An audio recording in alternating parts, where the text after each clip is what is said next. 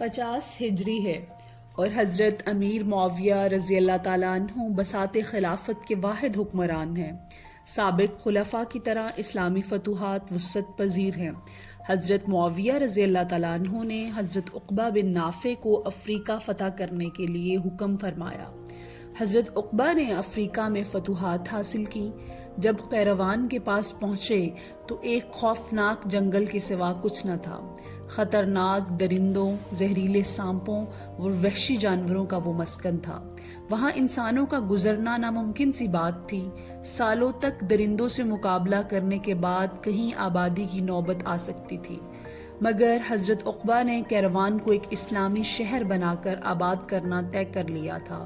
چنانچہ آپ رضی اللہ تعالیٰ عنہ نے کیروان کے خد و خال اور حدود کا خاکہ تیار کر لیا اور اللہ عز و جل کی بارگاہ میں دعا فرمائی اور اس سرزمین پر کھڑے ہو کر 3 مرتبہ بلند آواز سے اعلان کیا کہ ترجمہ: اے جنگل کے باشندوں، اب ہم مسلمان اس کے اندر آنا چاہتے ہیں، انشاءاللہ پس تم سب کوچ کر جاؤ۔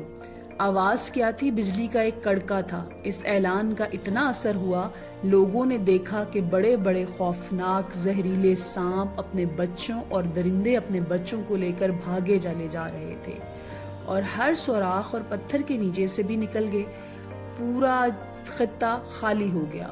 اب حضرت عقبہ رضی اللہ تعالیٰ عنہ نے دیکھا کہ میدان تو اب بالکل خالی ہو گیا، تو قوم کو حکم دیا کہ اب تم لوگ اللہ کا نام لے کر آ جاؤ۔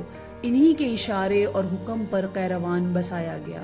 بڑے بڑے غیر مسلم مورخ آج بھی حضرت عقبہ کو کیروان کا آباد کرنے والا تسلیم کرتے ہیں۔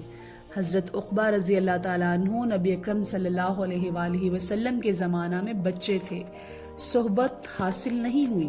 آپ رضی اللہ تعالیٰ عنہ افریقہ میں شہید ہو گئے۔ اس حیرت انگیز واقعہ کو دیکھ کر ایک جمع غفیر لوگوں کا مسلمان ہو گیا۔ سبحان اللہ۔